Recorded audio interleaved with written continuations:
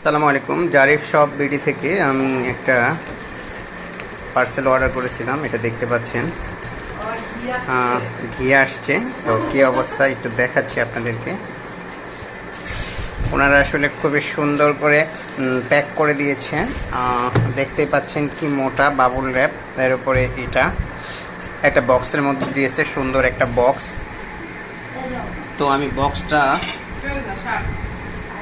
কাটতেছি।